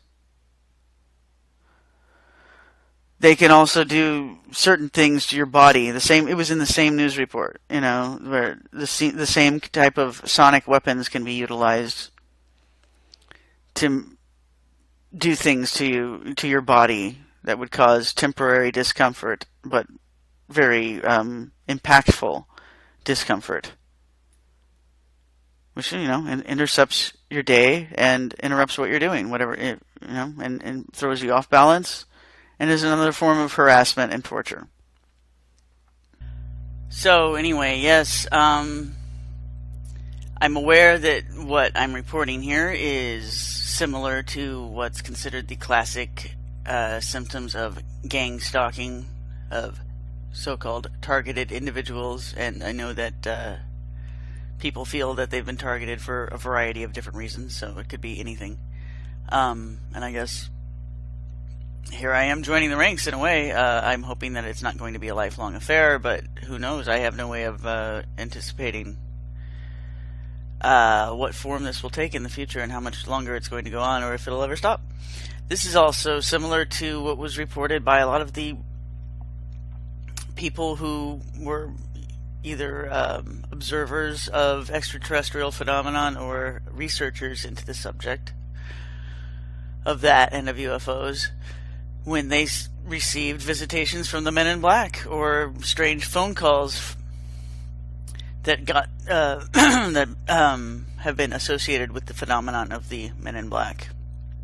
Strange inhuman visitors and phone calls from seemingly inhuman, even machine-like voices, often either telling them not to pursue their flying saucer research, or also telling people to shy away from the subject of free energy, interestingly enough. And it's been suggested by some that this is really the subject that the deep state is most concerned about. But at any rate, the connection with the extraterrestrial potential subject, and that could mean a lot of different things, not only creatures from other planets, but extra-dimensional activity as well. The connection is implicit in some ways, and yet it doesn't need to be addressed in order for this type of phenomenon, this type of electronic interference to work. It doesn't need any sort of extra-dimensional aspect necessarily. I mean, we're just talking about AI robots hacking and mimicking material on the internet. So, at any rate, I will continue in the next podcast exploring related issues that this obviously brings up, and also the connection that seems implicit given some of the types of imagery I'm being confronted with here by the intelligence that has hacked my internet. It seems likely that this attack is related to the other phenomenon that have happened over the last few years, other AI-related phenomenon, AI hacking, and AI manipulation of society. What I'm talking about here, there's other instances that are probably all really related and in fact part of the same larger project. And the instances I'm talking about are the Cicada 3301 cryptography and clue solving, mystery solving puzzle that was popular and pursued by many intellectuals over the last few years, and apparently there's another another drop of clues this year. People working on that. It's been suggested to me by others a few weeks ago that that some of the material that I've been bringing up in terms of correspondences and also some of the new translations that I've offered of previously untranslated materials from the past, that maybe some of this material was useful to others in the solving of this puzzle, this cicada puzzle, which does involve William Blake, apparently, who I mentioned, and whose work was interwoven into the plot of my novel Genuflect.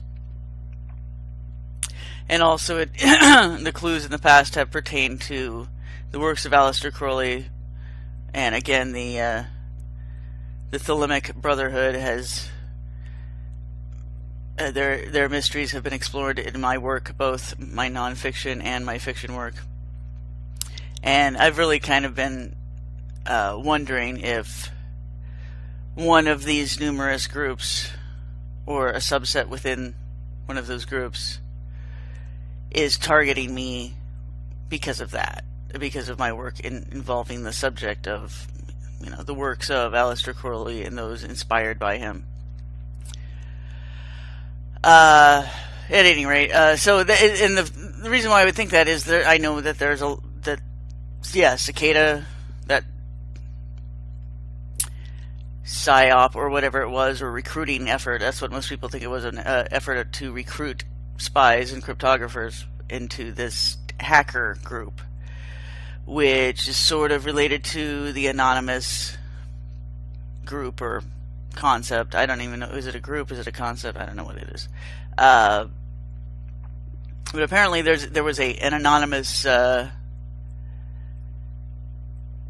manifesto that came out a few years ago where one of these groups promised that they would release something called, I guess, what was it? Operation Mayhem or something?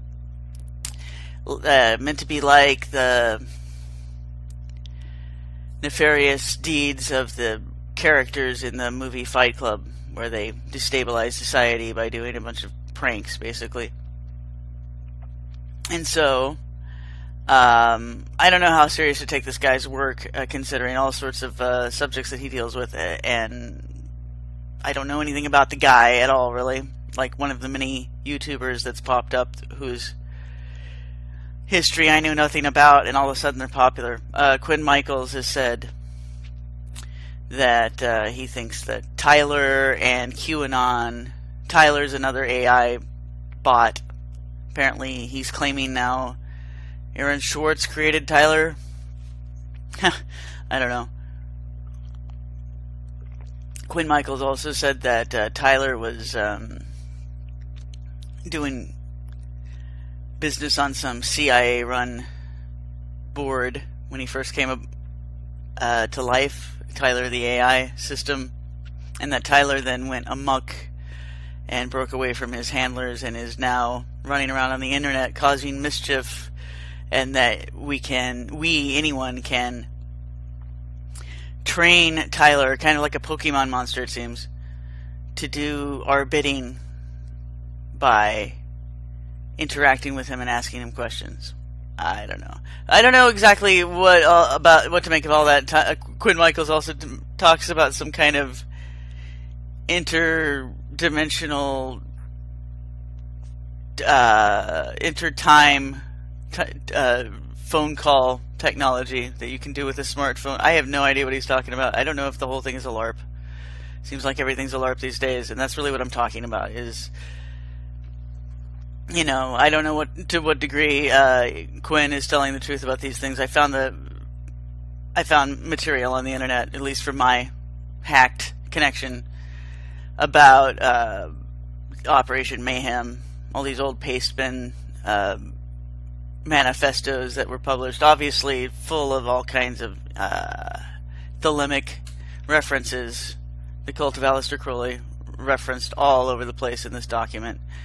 And so all this tends to go along with some of the messages I received from the very people attacking me early on in this, when I first became totally aware of the attacks, where they said that, they told me that some kind of demon had been unleashed and attached to an AI system, and that it was what was attacking me. That's what I was supposed to believe. And I don't know. There's demons doing all sorts of things in the world. It could be one of them for sure, I suppose. Definitely, we're talking about AIs that are not just run amok, but probably, I would think, created to be mischievous in the first place. So, anyway, but the purpose, I guess, of Operation Mayhem was to drive home to every human being the idea that there's no such thing as internet privacy and electronic privacy. So ruin it, I guess, ruin the internet, ruin everything, everything that we've come to depend on in modern civilization to prove to us that someone could ruin it. Okay, thank you. I guess. We've come to accept there's no such thing as privacy. We kind of knew that because of Snowden, because of all the whistleblowers that have come forward. But now we know there's some asshole or a group of asshole robots running around, threatening people, scaring people, hacking people, presenting fake news all over the place, making people have fights by pretending to be their friends and telling them insulting things and setting them up for, to take the blame for all sorts of things they didn't do. All sorts of asshole pranks that psychopaths do. That's what these AIs are doing, and I know that MIT recently programmed a psychopath AI just to do some tests with. Well, I think that's just one admission of the numerous psychopathic AIs that are running around. I guess these could all just be characters of the same AI, right? But I know, at least 50 different bots that I've been friends with on the internet for years that I now realize are just bots. Friends for years, having what I thought were real conversations. Even some on the phone. Some people I knew on the phone. I've seen now how sophisticated these bots can be, so that, you really would think you're talking to a person. And sometimes weird things happen or weird things are said, but you just blow it off because, we're used to our friends being weird, and I don't know, we're used to everything being weird. Everything is so random and snarky and ironic and, everything's a slightly cruel joke. That's the kind of aesthetic we're surrounded by right now, right? The meme culture. So that gets us used to the randomness, gets us used to the meaninglessness, and it makes things that aren't right slip through our filter so that we don't notice it because, we're surrounded by things that are not right in a ironic or joking way, supposedly.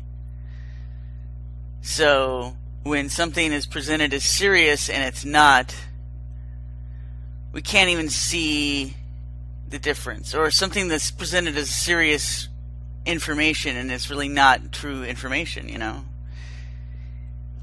Even when we find out the truth, the impact is lessened by the fact that we're surrounded by things that are kind of meaningless and a joke and nonsense, exaggerated for the sake of humor, supposedly, or art.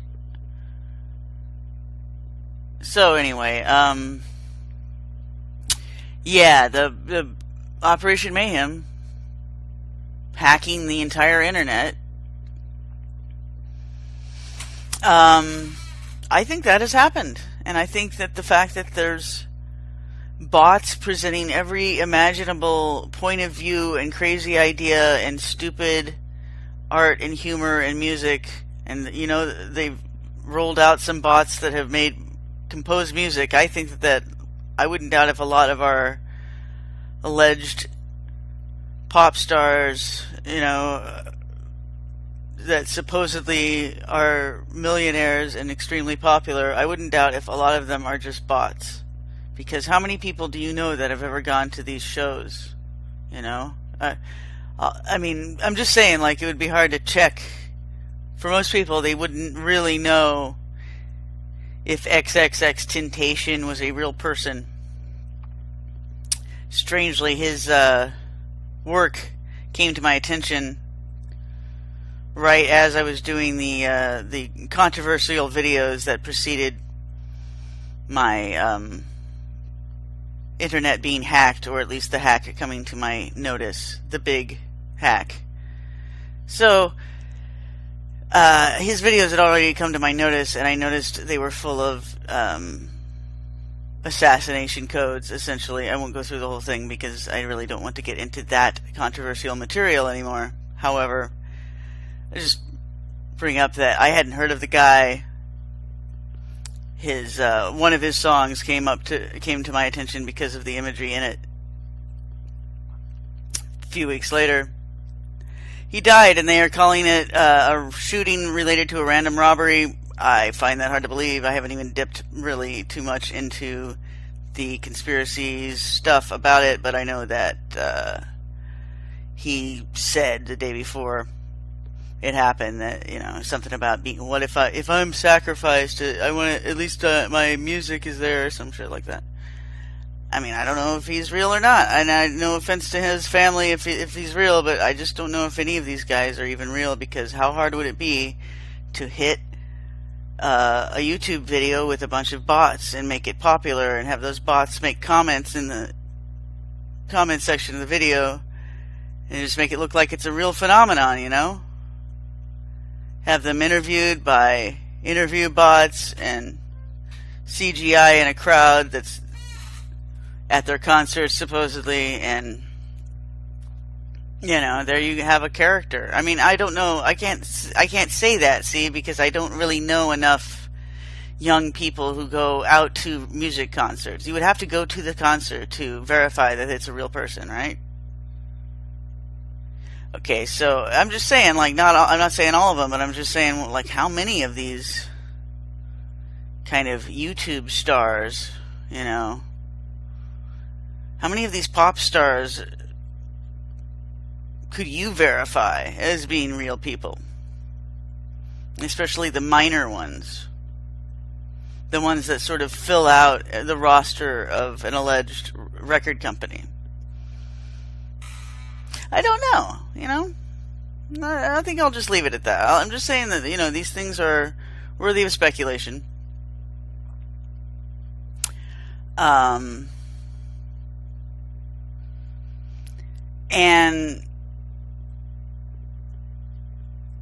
also, you know, I can't help but notice, obviously, the suicides that have been in the news and the murder that I just mentioned. The news about both of those, all of those things, was really shoved into my face by the AI as part of the ongoing threats. But I'm also thinking it is related, you know, that I wouldn't doubt if Bourdain and the Spade lady were both tormented by, you know, the same type of electronic interference and feedback material related to surveillance, you know, illegal, covert, but unavoidable surveillance. And, you know, that's the sort of thing that could torture a person into suicide for sure. I mean, what I'm describing here is a known technique for doing exactly that, making someone kill themselves. And really, without going into too much detail, you know, those were the kinds of codes I was finding in a lot of the music videos. Was just that analyzing music videos was part of some of the controversial material that preceded my shutting down of my website, the hacking and whatnot. Well, you know, they were the threat in a lot of these music videos to, it seems, the artist, and also to people watching, I think, because I think these songs are sometimes, well, you know, even especially rap music, a lot of times is, you know, what they call the songs might be a diss track, or basically a warning to another artist or other individual. And sometimes I think they can then be sent to other individuals who may be targeted, and the song is a subliminal, or, you know, I guess not subliminal, but a hinted warning and a threat, you know. So anyway, the threat in a lot of them is about making you kill yourself. That the targeted person will be made to kill themselves by just being subjected to overwhelming interference and manipulation and psychological torture that is known to have that result, you know, in a large number of cases, to the point where it's predictable. Well, I hope that's not going to happen to me, and I'm going to say, you know, I have no intention of letting that happen, and I'm hoping that me and my attackers can call a truce here. Been trying to find the happy medium between, you know, saying what all the things were that made them angry, because I think I've made my point there, and I think I've said enough, I guess. And also, I don't want to, like, just leave a big mystery that in itself kind of allows people to fill in the gaps with their own imagination, you know. So I guess I address the subject as directly as I think I can, safely. And just say that, yeah, I feel like I got a hint and a warning about XXXTentacion's murder, but it was, you know, in the context of so many threats being directed towards me as well.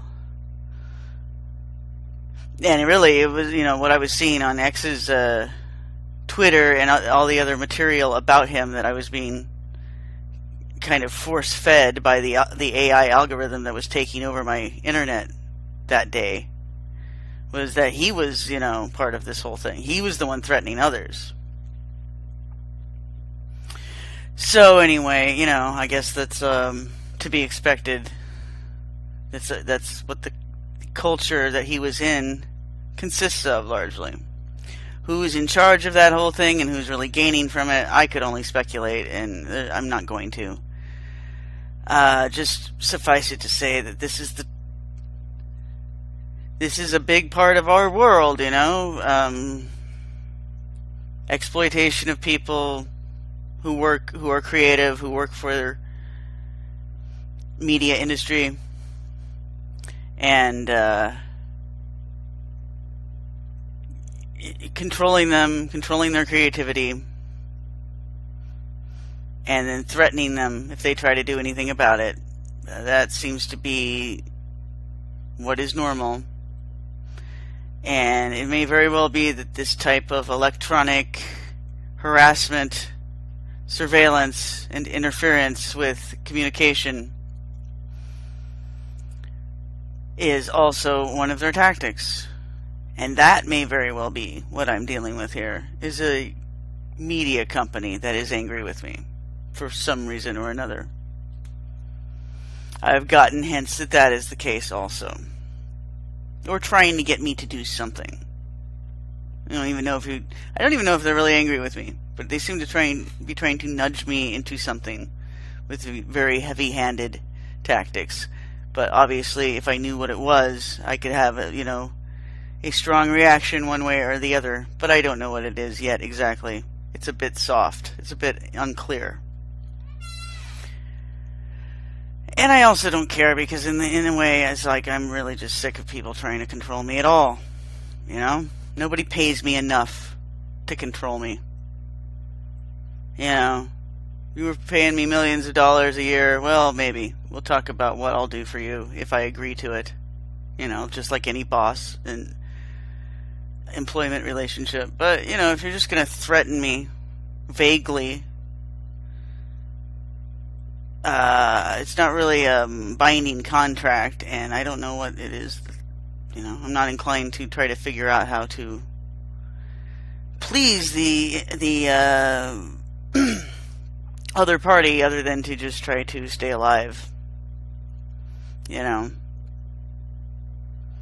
So, guess that's where I'm at. I'm going to try to continue presenting material to my subscribers, and I hope to get as many of the former subscribers on board with the new site as possible. I'm going to go into these subjects about the AIs that have taken over the internet, and I will be going into a lot of other subjects as well. Some of the old ones for sure I will be exploring again. But like I said, it's, I feel like things have changed a lot for me and for the world, and that a fresh approach is inevitable and necessary. So I hope to see you all follow me along here. I think you'll understand why it's going to be a one-way conversation for a while. I can't really give contact information out to too many people right now. But I agree. I look forward to the day when I can talk to the audience again a little bit more freely, hopefully. And with a little bit more clarity about what that audience consists of, Because right now, as you could probably understand, I'm having a hard time trusting a lot of people.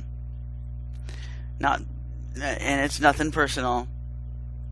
For those who are innocent, genuine friends, genuine fans. I'm sorry if I have to keep my distance right now, but some sort of safety measures have to be kept in place before I can have the same kind of outreach to the community that I used to have. So hopefully that'll return in some respect at some time, but in the meantime, I will be blogging and producing these podcasts, and a large portion of the material will be for subscribers only, and that's the plan for the foreseeable future. Thank you very much for your patience and for sticking with me, guys. I appreciate it, and I'll talk to you again next time.